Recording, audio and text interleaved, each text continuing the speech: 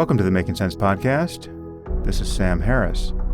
Just a note to say that if you're hearing this, you're not currently on our subscriber feed, and will only be hearing the first part of this conversation. In order to access full episodes of the Making Sense podcast, you'll need to subscribe at samharris.org. There you'll also find our scholarship program, where we offer free accounts to anyone who can't afford one. We don't run ads on the podcast, and therefore it's made possible entirely through the support of our subscribers. So if you enjoy what we're doing here, please consider becoming one.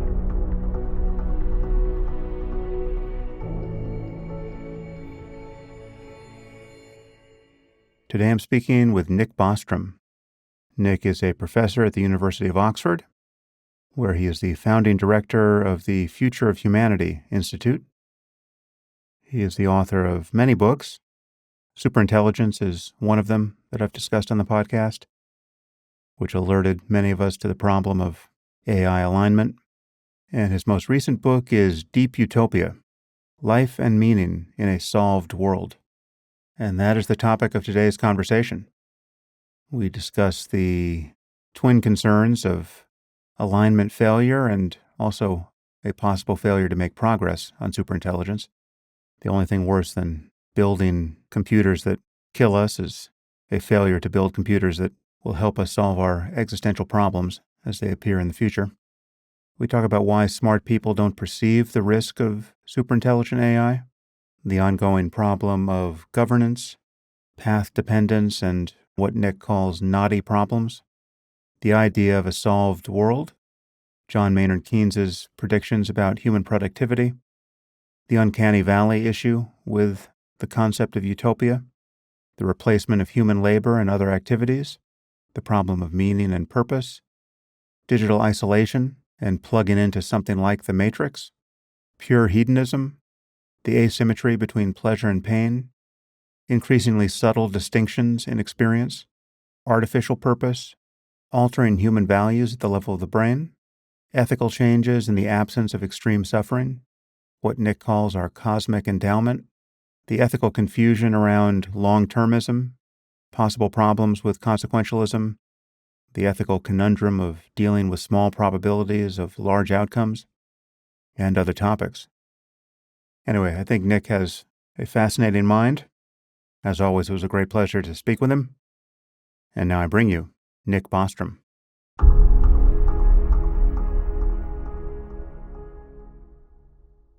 I'm here with Nick Bostrom. Nick, thanks for joining me again. Hey, good to be with you. So you wrote a very gloomy book about AI that got everyone worried some years ago. This was Superintelligence, which we spoke about in the past. But you have now written a book about all that could possibly go right in an AI future. And that book is Deep Utopia, Life and Meaning in a Solved World, which I want to talk about. It's a fascinating book. But let's build a bridge between the two books that takes us through the present. So perhaps you can just catch us up. What are your thoughts about the current state of AI, and is there anything that's happened since you published Superintelligence that has surprised you? Well, a lot has happened. I think one of the surprising things is just how anthropomorphic current level AI systems are. The idea that we have systems that can talk long before we have generally super intelligent systems. I mean, we've had these for years already. That was not obvious 10 years ago. Otherwise, I think things have unfolded pretty much in accordance with expectation, maybe slightly faster. Were you surprised? I mean, the most surprising thing from my point of view is that much of our talk about AI safety seemed to presuppose, even explicitly, that there would be a stage where the most advanced AIs would not be connected to the internet, right? There's the so-called air gapping of this black box from the internet, and then thered be a lot of thought around whether it was safe to unleash into the wild. It seems that we have blown past that landmark, and everything that's being developed is just de facto connected to more or less everything else. Well, I mean, it's useful to connect it. And so far, the systems that have been developed don't appear to pose this kind of existential risk that would occasion these more extreme security measures like air gapping.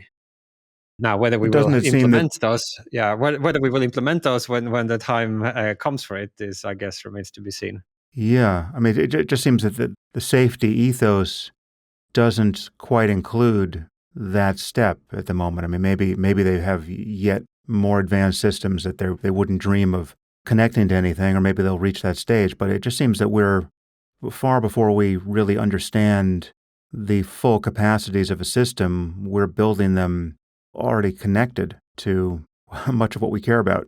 Yeah, I don't know exactly how it works during the training of the next generation models that are currently in development, whether there is any form of temporary ear gapping until sort of a given capability level can be assessed. Hmm. On the one hand, I guess you want to make sure that you also learn the kinds of capabilities that require internet access, the ability to look things up, for example. But I guess in principle, you could train some of those by having a locally stored copy of the internet. Right. And so I think maybe it's something that you only want to implement when you think that the risks are actually high enough to warrant the inconvenience and the limitation of, at least during training and testing phases, doing it in an air gapped way. Have your concerns about the risks changed at all? I mean, in particular, the risk of AI alignment or the failure of AI alignment? I mean, in the macro picture, I think remains more or less the same. Obviously, there's a lot more granularity now. We are 10 years further down the track, and we can see in much more specificity what the leading edge models look like and what the field in general looks like. But I'm not sure the sort of the P doom has changed that much. I think maybe my emphasis has shifted a little bit from alignment failure, the narrowly defined problem of not solving the technical challenge of scalable alignment, to focus a little bit more on the other ways in which we might succumb to an existential catastrophe. There is the Mm, governance challenge, broadly construed, and then the challenge of digital minds with moral status that we might also make a hash of. mm. And of course, also the failure, the potential risk of failing ever to develop superintelligence, which I think in itself would constitute plausibly an existential catastrophe. Well, that's interesting. So it really is a high wire act that we have to develop it exactly as needed to be perfectly aligned with our well-being in an ongoing way. And to develop it in an unaligned way would be catastrophic, but to not develop it in the first place could also be catastrophic given the challenges that we face that could only be solved by superintelligence. Yeah, and we don't really know exactly how hard any of these problems are. I mean, we've never had to solve them before, and it's so I think most of the uncertainty in how well things will go is a less uncertainty about the degree to which we get our act together and rally, although there's some uncertainty about that, and more uncertainty in just the intrinsic difficulty of these challenges. So Mm, there is a degree of fatalism there. Like if the problems are easy, we'll probably solve them. If they are really hard, we'll almost certainly fail. And now maybe there will be sort of intermediate difficulty level, in which case, in those scenarios, it might make a big difference the degree to which we sort of do our best in the coming months and years.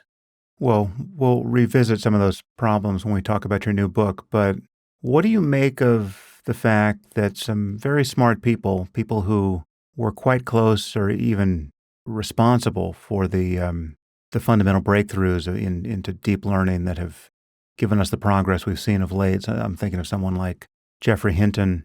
What do you make of the fact that certain of these people apparently did not see any problem with alignment or the lack thereof, and they only came to perceive the risk that you wrote about 10 years ago in recent months? Or maybe it was a year ago that Hinton retired and started making worried noises about the possibility of that we could build superintelligence in a way that would be catastrophic.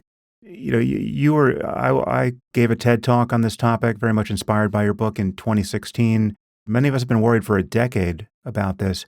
How do you explain the fact that someone like Hinton is just now having these thoughts? Well, I mean, I'm more inclined to give credit to, I mean, it's particularly rare and difficult to change one's mind or update as one gets older, and particularly if one is very distinguished, like Hinton is. Hmm. I think that's more the surprising thing, I think, rather than like the failure to update earlier. There are a lot of people who haven't yet sort of really come to appreciate just how immense this leap into superintelligence will be, and the risks associated with it. But I mean, the thing that I find mystifying about this topic is that there's some extraordinarily smart people who you can't accuse of not understanding the details, right? It's not an intellectual problem. And they don't accept the perception of risk, or that really is, in many cases, they just don't even accept that it's a category of risk that can be thought about.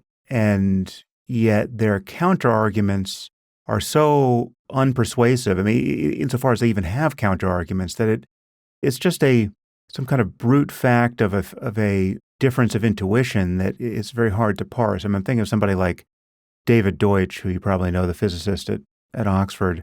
Maybe he's revised his opinion. It's been a couple of years since I've spoken to him about this, but I somehow doubt it.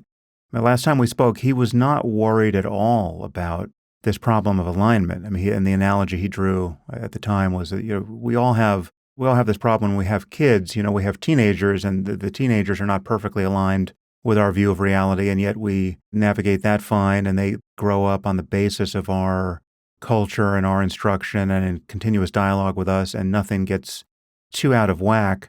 And everything he says about this that keeps him so sanguine is based explicitly on the claim that there's just simply no way we can be cognitively closed to what a superintelligence ultimately begins to realize and understand and want to actuate. I mean, it's just a matter of us getting enough memory and enough processing time to have a dialogue with such a mind. And then the conversation sort of peters out without there actually being a clear acknowledgement of the analogies to, our relationship to lesser species, right? I mean, when you're in relationship to a species that is much more competent, much more capable, much more intelligent than yours is, that there's just the obvious possibility of that not working out well. And as we have seen the way we have run roughshod over the interests of every other species on Earth, the skeptics of this problem just seem to think that there's something about the fact that we are inventing this technology that guarantees that this relationship cannot go awry. And I've yet to encounter a deeper argument about why that is not merely guaranteed, or why that's in any way even guaranteed to be likely. Mm. Well, I mean, let's hope they are right. Have you ever spoken with Deutsch about this? I don't believe I have. I think I've only met him once, and that was, I don't recall whether this came up or not. A long time ago. So, but I mean, do you share my mystification after colliding with many of these people? Yeah, well, I guess I'm sort of numb to it by now. Mm-hmm. I mean, you just take it for granted that that's the way things are. Perhaps things seem the same from their perspective, like these people running around with their pants on fire, being very alarmed, and we have this long track record of technological progress being for the best, and like sometimes ways to try to control things end up doing more harm than what they are protecting against. But yeah, it does seem prima facie like something that has a lot of potential to go wrong. Like if you're introducing the like equivalent of a new species that are far more intelligent than Homo sapiens, even if it were like a biological species, that already would seem a little bit perilous, or at least worth being cautious about as we did it. And in here, it's like maybe even more different and much more sudden. And Actually, I think that variable would sharpen up people's concerns. If you just said we're inventing a biological species that is more intelligent and capable than we are and setting it loose, it won't be in a zoo, it'll be out with us. I think people, the kind of the wetness of that invention, I think would immediately alert people to the danger or the possibility of danger. There's something about the fact that it is a clear artifact, a non-biological artifact that we are creating that makes people think this is a tool, this isn't a relationship. yeah, I mean, in fairness, the fact that it is sort of a non-biological artifact also potentially gives us a lot more levers of control in designing it. Like you can sort of read off every single parameter and modify it, and it's software, and you have a lot of affordances with software that you couldn't have with like a biological creation. Yeah, So that's if we are true. lucky, it just means we have like this precision control as we engineer this, and no built in, like maybe you think a biological species might have sort of inbuilt predatory instincts and all of that, Hmm. which need not be present in a digital mind. Right. But if we're talking about an autonomous intelligence that exceeds our own, there's something about the meanings of those terms, autonomous, intelligent, and more of it than we have, that entails our inability to predict what it will ultimately do, right? It can form instrumental goals that we haven't anticipated. I mean, that falls out of the very concept of having an independent intelligence. It puts you in relationship to another mind, and we can leave the topic of consciousness aside for the moment. We're simply talking about intelligence, and there's just something about that is, unless we have complete control and can pull the plug at any moment, which becomes harder to think about in the presence of something that is, as stipulated, more powerful and more intelligent than we are. I'm mystified that people simply don't acknowledge the possibility of the problem. It's not, the argument never goes, oh yes, that's totally possible that we could have this catastrophic failure of relationship to this independent intelligence, but here's why I think it's unlikely, right? Like that's not the argument. The argument is you're merely worrying about this is a kind of perverse religious faith in something that isn't demonstrable at all. Yeah, I mean, it's hard not to get religious in one way or another when confronting such immense prospects and the possibility of much greater beings, and how that all fits in is like a big. But I guess it's worth reflecting as well on what the alternative is. So it's not as if the default course for humanity is just this kind of smooth highway with McDonald's stations interspersed every 4 kilometers. Mm-hmm. Like it does look like things are a bit out of control already from a global perspective. We're inventing different technologies without much plan, without much coordination. And maybe we've just mostly been lucky so far that we haven't discovered one that is like so destructive that it destroys everything. Because, the technologies we have developed, we've put them to use. And if they are destructive, they've been used to cause destruction. It's just so far the worst destruction is kind of the destruction of one city at the time. Yeah, this is But your urn of invention argument that we spoke about last time, which was yeah, wonderful. so there's that where you could focus it, say, on specific technological discoveries. But in parallel with that, there is also this kind of out of control dynamics. You could call it evolution, or like kind of a global geopolitical game theoretic situation that is evolving. And our sort of information system, the mimetic drivers that have changed presumably quite a lot since we've developed the internet and social media, and that is now driving human minds in various different directions. And if we're lucky, they will make us like wiser and nicer, but there's no guarantee that they won't instead create more polarization or addiction or other various kinds of malfunctions in our collective mind. And so that's kind of the default course, I think. So yes, I mean, AI will also be dangerous, but the relevant standard is like how much will it increase the Mm. dangers relative to just keep doing what's currently being done.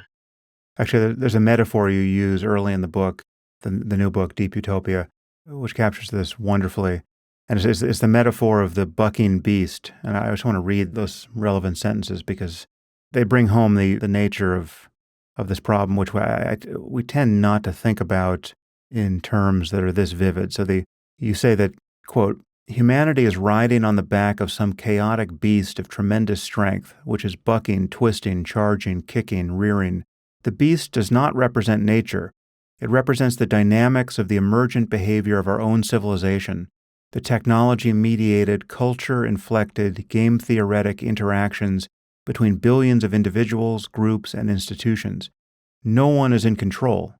We cling on as best we can for as long as we can, but at any point, perhaps if we poke the juggernaut the wrong way or for no discernible reason at all, it might toss us into the dust with a quick shrug or possibly maim or trample us to death. Right? So we have all these that's the end of the quote. So we have all these variables that we influence in one way or another through culture and through all of our individual actions. And yet, on some basic level, no one is in control, and there's just no. I mean, the system is increasingly chaotic, especially given all of our technological progress. And yes, so into this picture comes the prospect of building more and more intelligent machines. And again, it's this dual-sided risk. There's the risk of building them in a way that contributes to the problem, but there's the risk of failing to build them and failing to solve the problems that might only be solvable in the presence of greater intelligence. Yeah. So that certainly is one dimension of it, I think. It would be kind of sad if we never even got to roll the dice with superintelligence because we just destroyed ourselves before. Even that would be particularly ignominious, it seems. Yeah, well, maybe this is a place to talk about the concept of path dependence and what you call knotty problems in the book. What do those two phrases mean? Well, I mean, the path dependence, I guess, means that the result depends sort of on how you got there, and that kind of the opportunities don't supervene on some current state, but also on the history. The history might make a difference, not just. But the knotty problems, basically, there's like a class of problems that become automatically easier to solve as you get better technology. And then there is another class of problems for which that is not necessarily the case, and where the solution instead maybe requires improvements in coordination. So, for example, maybe the problem of poverty is getting easier to solve the more efficient, productive technology we have. You can grow more, like if you have sort of tractors, it's easier to keep everybody fed than if you have more primitive technology. So starvation just gets easier over time as long as we make technological progress. But say the problem of war doesn't necessarily get easier just because we make technological progress. In fact, in some ways, wars might become more destructive if we make technological progress. Yeah, so And can you explain the analogy to the actual knots in string? well, so the idea is with knots that are just tangled in certain ways. If you just pull hard enough on the ends of that, it kind of straightens out. But there might be other types of problems where if you kind of advance technologically equivalently to tugging on the ends of the string, you end up with this ineliminable knot. And sort of the more perfect the technology, the tighter that knot becomes. Yeah. So if you have, say, you have a kind of totalitarian system to start off with, maybe then the more perfect technology you have, the greater the ability of the dictator to maintain himself in power using advanced surveillance technology or maybe like anti-aging technology, like whatever you could. With perfect technology, maybe it becomes a knot that never goes away. And so, in the ideal, if you want to end up with a kind of unknotted string, you might have to resolve some of these issues before you get technological maturity. Yeah, which relates to the concept of path dependence. So let's actually talk about the happy side of this equation, the notion of deep utopia and a solved world. What do you mean by a solved world? One characterized by two properties. So one is it has attained technological maturity or some like good approximation thereof, meaning at least all the technologies we already can see are physically possible have been developed. But then it has one more feature, which is that the political and governance problems have been solved to whatever extent those kinds of problems can be solved. So imagine some future civilization with really advanced technology, and it's a generally fair world that doesn't wage war, and where people don't oppress one another, and things are at least decent in terms of the political stuff. So that would be one way of characterizing it. But like another is to think of it as a world in which sense there's like a sense in which either all practical problems have already been solved, or if there remain any practical problems, they are any better worked on by AIs and robots, and so that in some sense there might not remain any practical problems for humans to work out. The world is already solved. And when we think about this, well, first, it's interesting that there's this historical prediction from John Maynard Keynes, which was surprisingly accurate given the fact that it's 100 years old. What did Keynes predict? He thought that productivity would increase 4 to 8-fold over the coming 100 years from when he was writing it. I think we are about 90 years since he wrote it now, and that seems to be on track. So that was the first part of his prediction. And then he thought that the result of this would be that we would have a kind of 4-hour working week, a leisure society, that people would work much less because they could, get enough of all that they had before and more, even whilst working much less. If every hour of work was like 8 times productive, you could work, 4 times less and still have 2 times as much stuff. He got that part wrong, but that's that was so he got that mostly wrong. Although we do work less, there is working hours have decreased, so there is more sort of people take longer to enter the labor market. There's more education, they retire earlier. There's more sort of maternity and paternity leave, and slightly shorter working hours, but nowhere near as much as he had anticipated. I'm surprised. I mean, perhaps it's just a test to my lack of economic understanding, but I'm surprised that he wasn't an order of magnitude off or more in his prediction of productivity. I'm going out that way, given what he had to work with, 90 years ago in terms of looking at the results of the Industrial Revolution, and given all that's happened in the intervening decades, it's surprising that his notion of where we would get as a civilization in terms of productivity was at all close. Yeah, I mean, so those basic economic growth rates of productivity growth haven't really changed that much. It's a little bit like Moore's law, where it's had a relatively steady doubling pace for a good long time now. And so I guess he just extrapolated that, and that's how he got his prediction. So there's this, I think you touch on it in the book, there's this strange distortion of our thinking when we think about the utopia or the prospect of solving all of our problems. When you think about incremental improvements in our world, all of those seem almost by definition good, right? I mean, if we're talking about an improvement, right? So you're telling me you're going to cure cancer, well, that's good. But once you improve too much, right, if you cure cancer and heart disease and Alzheimer's and then even aging, and now we can live to be 2000, all of a sudden people's intuitions become a little wobbly, and they feel that you've improved too much, and you almost have a kind of uncanny valley problem for a future of happiness. It all seems too weird and in some ways undesirable and even unethical, right? I think I don't know if you know the gerontologist Aubrey de Grey, who has made many arguments about the ending of aging, and he ran into this whenever he would propose the idea of solving aging itself as effectively an engineering problem. He was just immediately met by opposition of the sort that I just described. People find it to be unseemly and unethical to want to live forever or to want to live to be 1,000. But then when he would break it down and he would say, well, okay, but let me just get this straight. Do you think curing cancer would be a good idea? And everyone, of course, would say yes. And what about heart disease? And what about Alzheimer's? And everyone will sign up a la carte for every one of those things on the menu, even if you present literally everything that constitutes aging from that menu. They want them all piecemeal, but comprehensively, it somehow seems indecent and uncanny. So, I mean, do you have a sense of utopia being almost a hard thing to sell on?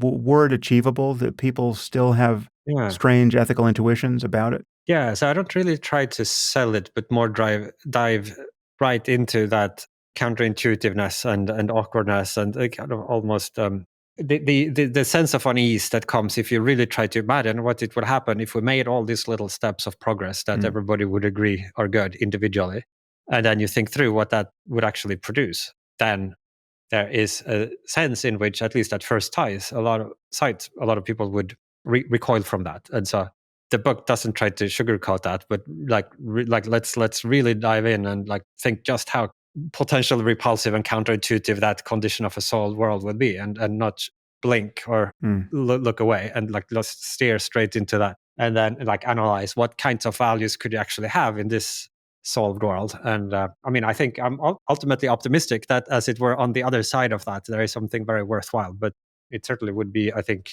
in many important ways, very different from the current human condition. And there is a sort of paradox there, that we're so busy making all these steps of progress that we celebrate as we make them, but we rarely look at where this ends up if things go well. And when we do, we kind of recoil. Like that seems like, yeah. So you could cure the individual diseases, and then you cure aging, but like also other little practical things, right? So you have your black and white television, then you have a color television, then you have a remote control, you don't have to get up, then you have a virtual reality headset, and then you have a little thing that reads your brain, so you don't even have to select what you want to watch. It kind of directly just selects programming based on what maximally stimulates various circuits in your brain. And then maybe you don't even have that, you just have something that directly stimulates your brain, and then maybe it doesn't stimulate all the brain, but just a pleasure center of your brain. And like, as you think through, as it were, these things taken to their optimum degree of refinement, it seems that it's not clear what's left at the end of that process that would still be worth having. But let's make explicit some of the reasons why people begin to recoil. You just took us all the way essentially into the matrix, right? And then we can talk about. You're talking about directly stimulating the brain so as to produce non-veridical but otherwise desirable experiences. So we'll probably end somewhere near there. But on the way to all of that, there are other forms of dislocation. Just the fact that you're uncoupling work from the need to work in order to survive, right, in a solved world. So let's just talk about that first increment of progress where we achieve such productivity that work becomes voluntary, right? Or we have to think of our lives as games or as works of art, where what we do each day has no implication for whether or not we have sufficient economic purchase upon the variables of our own survival. What's the problem there with unemployment or just purely voluntary employment, or not having a culture that necessarily values human work because all of that work is better accomplished by intelligent machines? How do you see that? Yeah, so we could take it in stages, as it were, layers of the onion. So the outermost and most superficial analysis would say, well, so we get machines that can do more stuff, so they automate some jobs, but that just means we humans would do the other jobs that haven't been automated. And we've seen transitions like this in the past. Like 150 years ago, we were all farmers, basically, and now it's 1 or 2%. And so similarly in the future, maybe people, will be Reiki instructors or massage therapists or like other things we haven't even thought of. And so, yes, there will then be some challenges. We need to, maybe there will be some unemployment, and we need, I don't know, unemployment insurance or retraining of people and that's kind of often where the discussion has started and ended so far in terms of considering the implications of this machine intelligence era. I've noticed that the massage therapists always come out more or less the last people standing in any of these thought experiments. But that might be a euphemism for some related profession.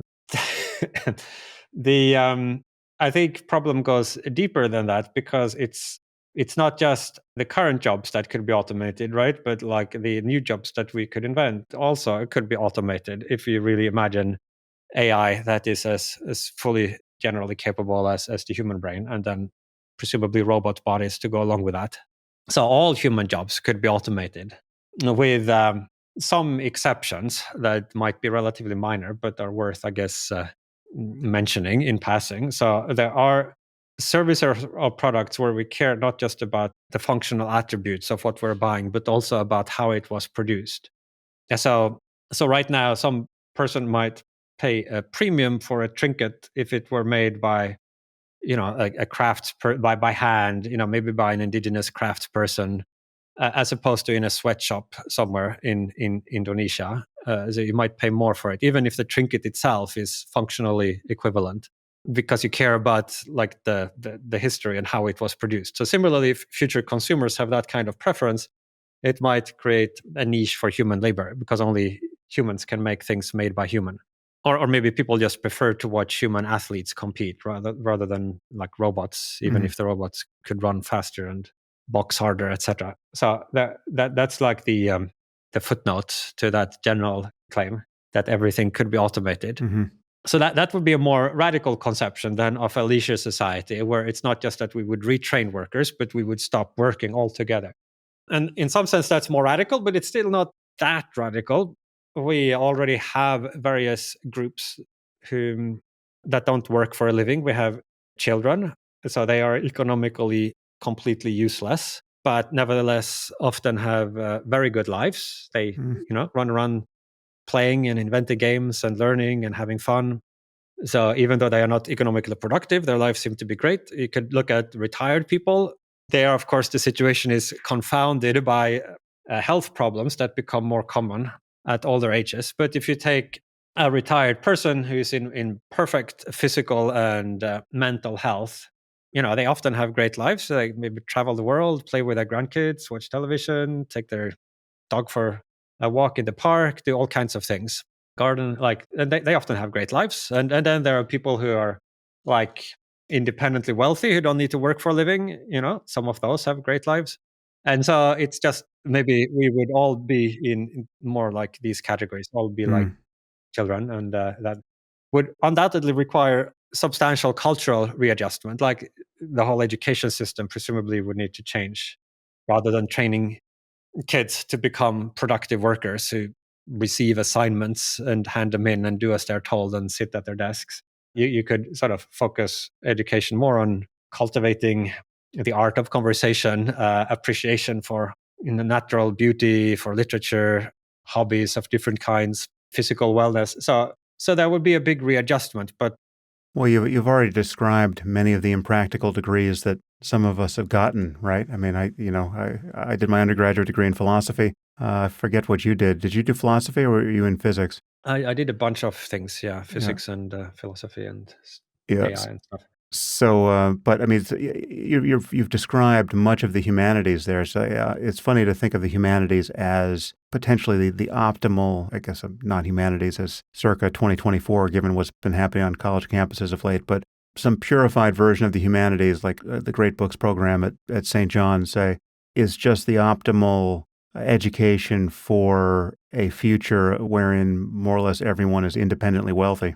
Yeah, or maybe one component of it. I think there's music appreciation, many different dimensions of a great life that don't all consist of reading all the books, but certainly that could be an element there. Frisbee, but I think the problem goes deeper than that. So we can peel off another layer of the onion, which is that when we consider the affordances of technological maturity, we realize it's not just economic labor that could be automated, but a whole bunch of other activities as well. So rich people today are often leading very busy lives. They are having various projects they are pursuing, etc., and that they couldn't accomplish unless they actually put time and effort into them themselves. But you can sort of think through of the types of activities that people might fill their leisure time with and think whether those would still make sense at technological maturity. And I think for many of them, you can sort of cross them out, or at least put a question mark there. You could still do them, but they would seem a bit pointless because there would be an easier way to accomplish their aim. So right now, some people are not dislike shopping as an activity. If you'd like to continue listening to this conversation, you'll need to subscribe at samharris.org. Once you do, you'll get access to all full-length episodes of the Making Sense podcast. The podcast is available to everyone through our scholarship program.